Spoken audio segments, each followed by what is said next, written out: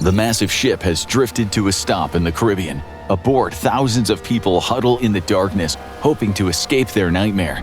The ship is without power, food is limited, land is far away, and the smell of human waste lingers in the air. This isn't some post-apocalypse Hollywood script. This is the Caribbean in 2013, aboard one of the most luxurious cruise ships in the world, where things have gone horribly wrong. Once hailed as a floating palace of luxury, it has become a prison of filth and despair.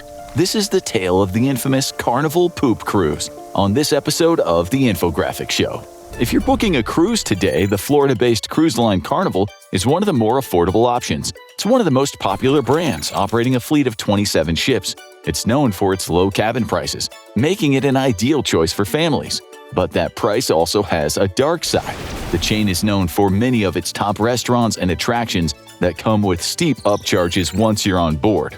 That leads to costs for the cruise skyrocketing to a higher extent than other brands. But the surprises don't stop there. The brand has become known for reasons you wouldn't expect: on-board brawls. Known for occasionally attracting a rowdy crowd, these incidents have created headlines no company would want. But hey, it could be worse, as one ship found out. One of the ships you can book from Carnival is the Carnival Sunrise, a sprawling ship based out of Miami, Florida, one of the oldest Destiny-class ships from Carnival. She sails primarily in the Caribbean and can host around 4,000 people, just under 3,000 passengers and 1,100 crew members. Today, it's a massive floating playground featuring dozens of restaurants and attractions, a massive water park filled with slides, a musical stage, a comedy club, an extensive and relaxing spa, and an adults-only piano bar will keep people entertained. And the dining offerings go far beyond a buffet in the main dining room. Guy Fieri curates the dining on board, but if people don't want to go to Flavortown, they can indulge in higher-end sushi or steak, visit an extensive food court, or even book the VIP chef's table experience for a special event. Whether you're a foodie or just hungry for adventure, this cruise might be heaven on earth or on the ocean.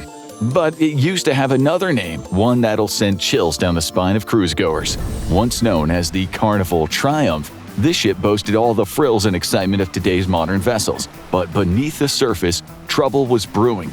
In 2012, the Triumph was seized and docked at Galveston Port, entangled in legal disputes stemming from the infamous Costa Concordia tragedy, a disaster tied to the same ship designer. The passengers were allowed off the ship, and the hold on the ship was eventually released. It soon began many more successful 4- to 6-day cruises across ports in the southern United States and into the Caribbean.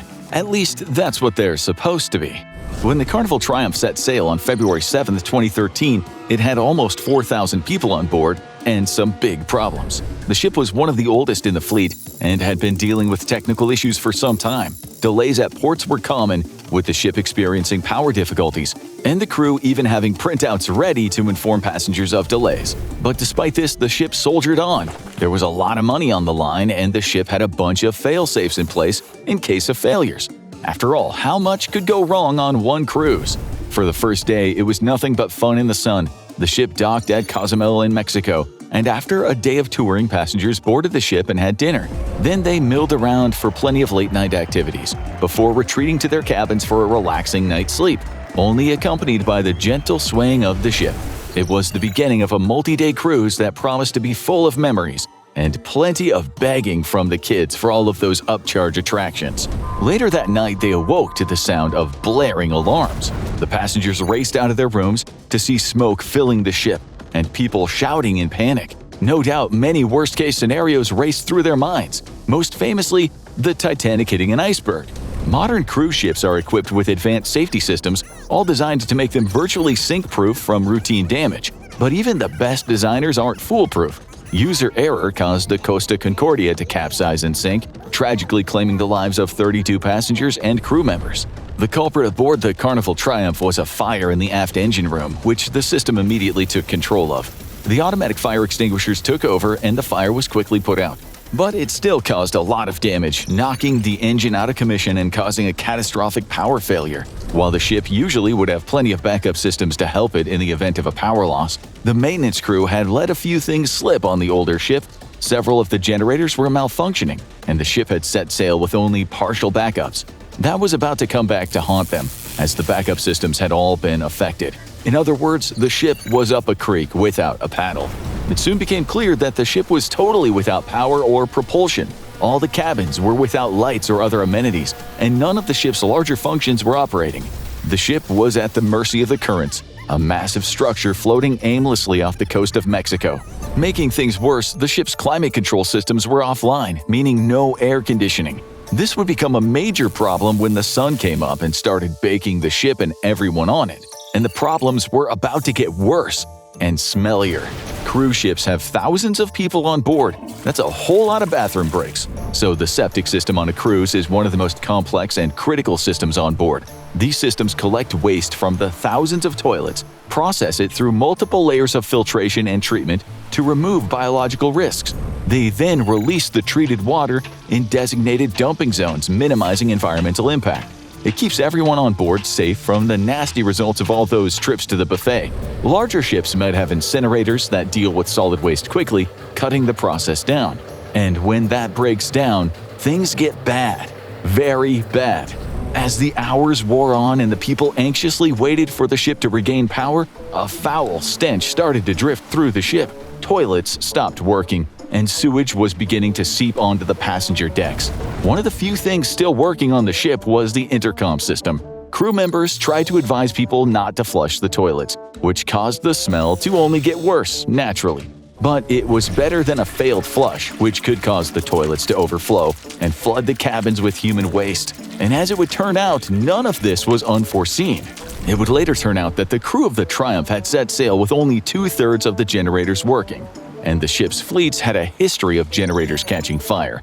It was a disaster waiting to happen, and that disaster had arrived. The generator that had caught fire, number 6, had been due for maintenance for a while, but it had slipped through the cracks. The ship had set sail without a reliable power system and 4,000 people on board, and it was now hitting home in the worst way possible.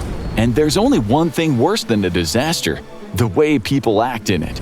We all remember the panic buying back in 2020 when the first news of a virus had people running to the stores and stocking up on toilet paper. As food hoarding kicked off, people were grabbing any canned food they could.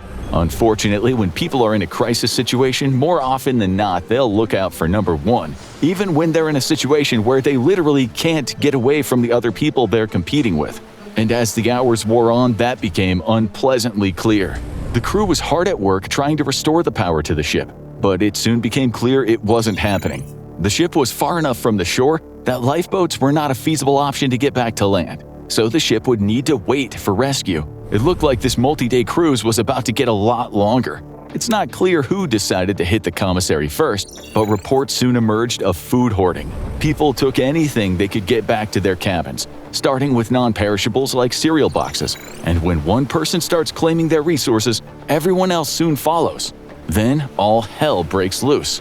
The ship was located off the Yucatan Peninsula in the Gulf of Mexico. Those ships are over 100,000 gross tons. Pulling one back to shore would not be an easy prospect, and it would require specialized ships that would need to make their way to the open water. The large tugboats were instructed to set sail to the Mexican port of Progreso, the nearest land port that could accommodate the ship. The crew tried to keep the people on board calm and warn them about safety regulations, but there was just one problem: the ocean was not cooperating. With no propulsion system, the ship wasn't just stranded in the water, it was moving. The currents were slowly carrying it away from Progreso and further into open water. This eventually led to the company revising its rescue plans. Instead of towing the ship back to Mexico, they would go ahead and bring it all the way back to Mobile, Alabama, one of the larger ports in the area. This would allow them to have more control over getting people off the ship and back home. But there were some needs that could not wait. After hours of work on the generators, some of the backup generators activated and restored some basic shipboard functions. This allowed the crew better communication with other ships, and they were able to contact nearby Carnival ships for help. The Carnival Elation was able to drop off some supplies before sailing on its way. The Carnival Legend was detoured from Tampa and arrived en route to take off a patient who was in need of dialysis and transfer them to Texas. Several other ships dropped off supplies as well. It was all hands on deck, and for once, Carnival acted like it. The cruise company took swift and decisive action in response to the crisis, demonstrating its commitment to passenger safety. They adjusted itineraries as needed, deploying available ships to the aid of the stranded vessel while launching through investigations into the engines across their fleet. But on board, tensions were starting to rise. Passengers were receiving little information from the crew, mainly because the crew really didn't know what was going on either, and they were just as stranded.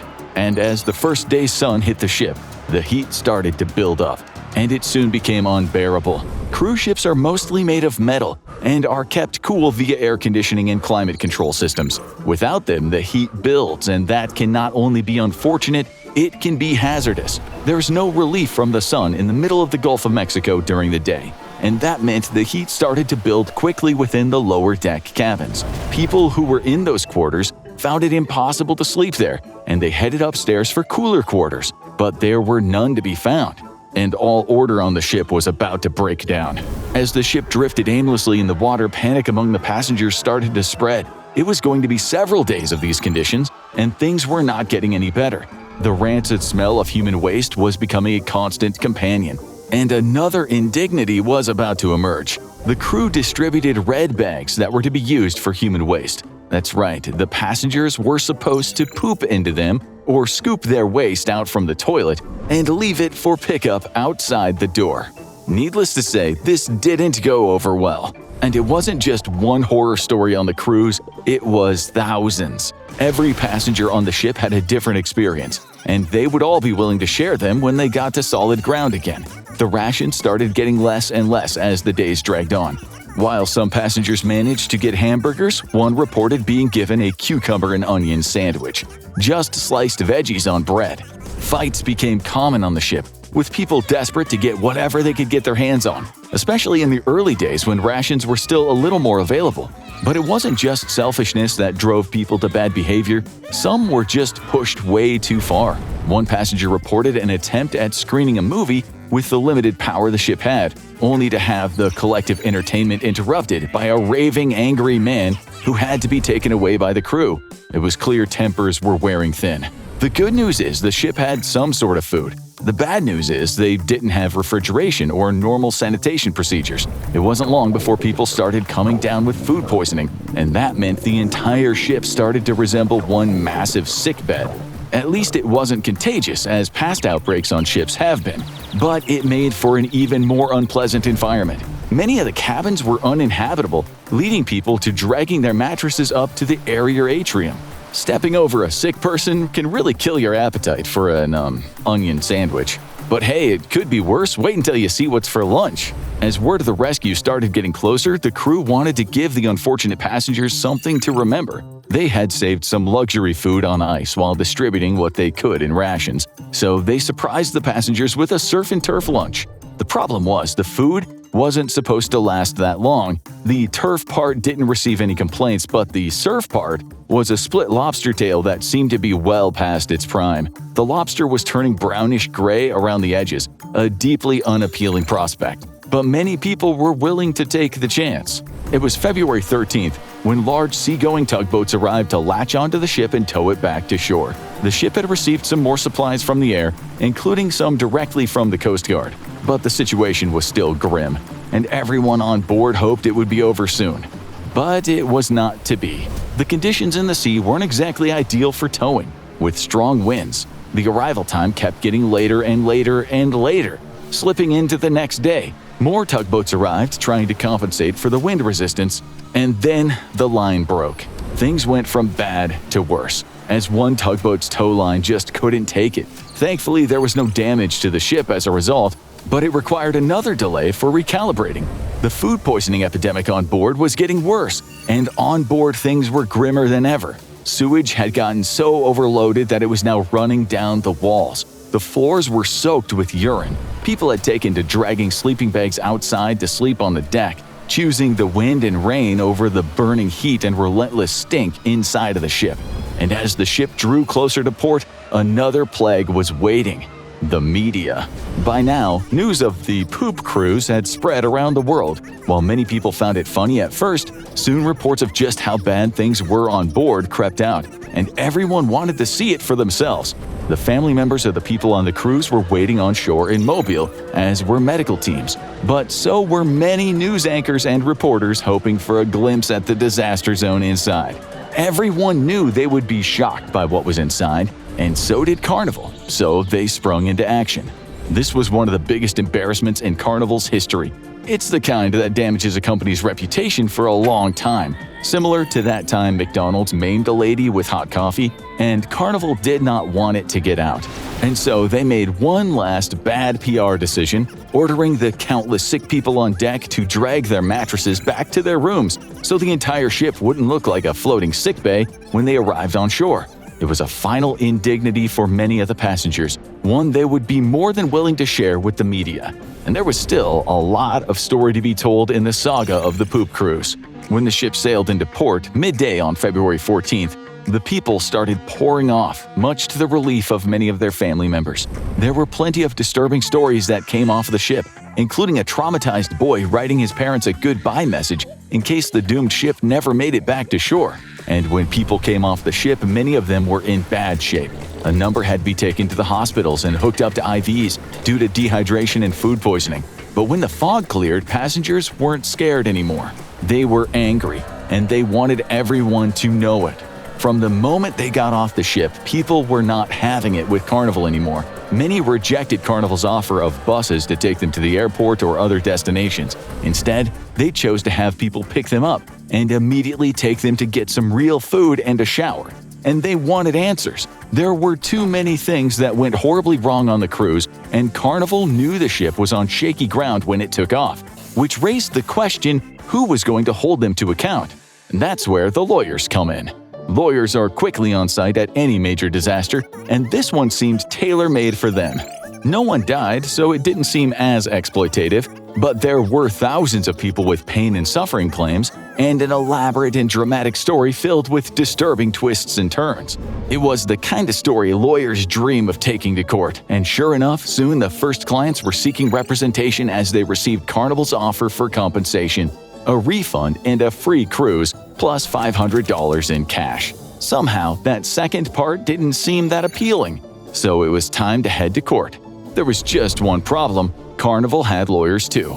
The cruise industry was lawyered up good and hard, and there were several elements that would make it even more difficult to sue them than other deep-pocketed targets. For one thing, most cruise ship companies are flagged in countries other than the US due to tax reasons, and Carnival is no different, with the Triumph being officially registered in the Bahamas. The legal system is different there and less easy to navigate for Americans. Additionally, the contracts that customers sign when booking a cruise are usually pretty extensive, and they protect the cruise line thoroughly except in extenuating circumstances. And you would think that these circumstances were pretty extenuating. But maybe not. Although many lawsuits were initially filed, including a major class action lawsuit representing over 100 passengers, most were ultimately dismissed or failed on appeal. Clauses in the contract limited the terms that could be sued over and put strict limits on how long passengers had to file a claim. Everyone agreed that Poop Cruise had been a disaster, but like in many other circumstances, what's the right thing to do doesn't always hold up in a court of law. But there was another court that no one could protect Carnival from: the court of public opinion. This was one of the biggest disasters in the cruise industry's history, and certainly the biggest embarrassment Carnival had ever faced. And as one story after another came out, a pattern started to emerge of just how badly the cruise line had botched it.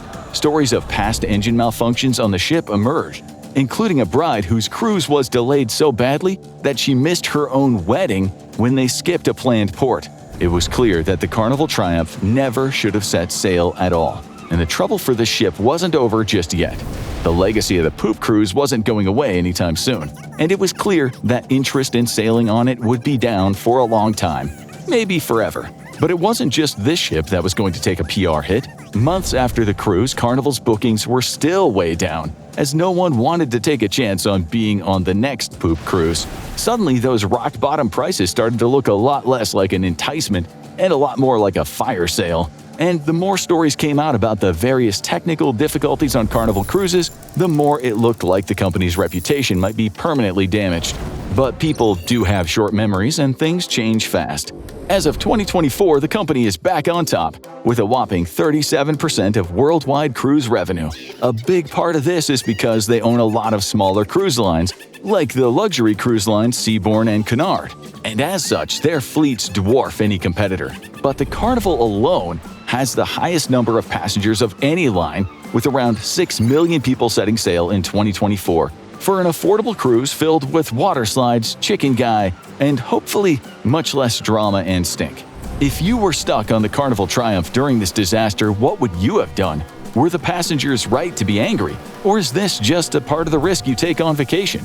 Drop your take in the comments. Want to know more bizarre facts about the cruise industry? Check out why cruise ships are registered in Liberia and other weird cruise ship facts. Or watch Creepy Reason Nobody Talks About the Deadliest Ship Disaster in History for stories of just how bad it can actually get.